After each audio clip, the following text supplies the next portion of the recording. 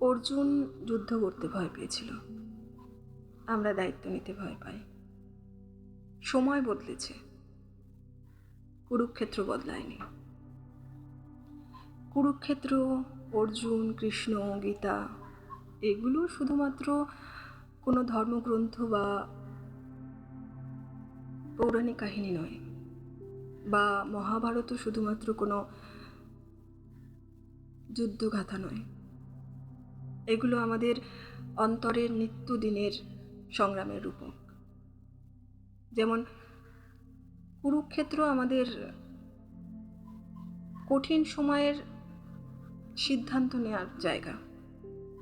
বাস্তব জীবনে এরকম অনেক সময় হয় যখন আমরা নৈতিক সংকটের মধ্যে পড়ি, বা এরকম কোনো মোড় আসে যখন সামনের সব রাস্তা কঠিন হয়ে দাঁড়ায়। তখনই কিন্তু আমাদের ব্যক্তিগত কুরুক্ষেত্র। কুরুক্ষেত্র বাইরের কোনো মাঠ কেবল নয়, কুরুক্ষেত্র আমাদের অস্তিত্বের ক্ষেত্র, যেখানে ভালো বনাম মন্দ, কর্তব্য বনাম আবেগের লড়াই চলে। অর্জুন আমাদের দ্বিধাগ্রস্ত মন। অর্জুন কিন্তু আমাদের সকলের প্রতিনিধিত্ব করে। আমরা কি উচিত কি অনুচিত এটা জানি সবাই, তারপরেও প্রিয়জনকে হারানোর ভয়, সামাজিক চাপের কারণে বা ব্যর্থতার আতঙ্কে আমরা সঠিক সিদ্ধান্ত নিতে পিছিয়ে যাই। তখনই কিন্তু আমরা অর্জুন।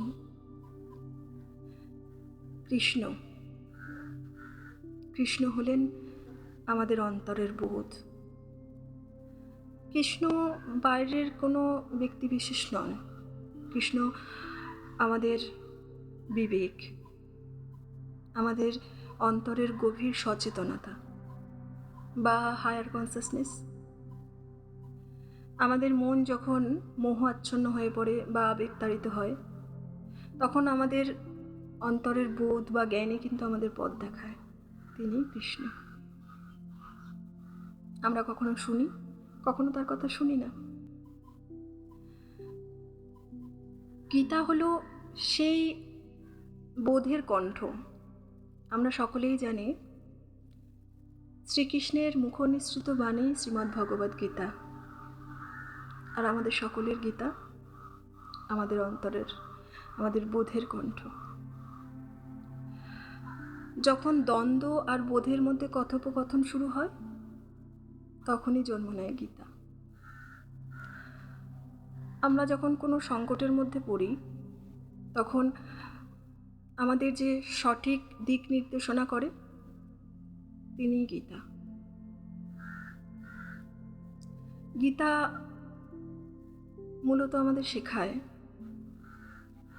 কর্মফলের আশা না করে সঠিক পথে থেকে কর্তব্য পালন করতে।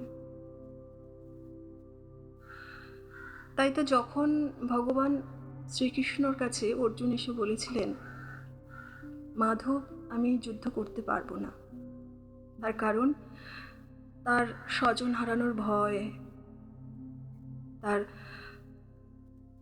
যুদ্ধে ব্যর্থ হওয়ার ভয় অর্জুনকে যখন মোহাচ্ছন্ন করেছিল, তখন ভগবান শ্রীকৃষ্ণ তাকে বলেছিলেন, কর্মণ্যে বাধিকারস্তে মা ফলেষু কদাচন মা কর্মফল হেতুর্ভূ মাতে সঙ্গহস্ত কর্মাণি। অর্থাৎ আপনার কর্মের প্রতি আপনার অধিকার আছে, কিন্তু কর্মফলের ওপর আপনার কোনো অধিকার নেই। আপনার কর্মের ফলের কারণ আপনি নিজেকে ভাবতে পারেন না, তেমনি কর্ম ত্যাগ করার ব্যাপারেও আপনি আসক্ত হতে পারেন না। এটা মূলত আমাদের নিষ্কাম কর্ম শেখায়। এর বিশ্লেষণ বিশাল।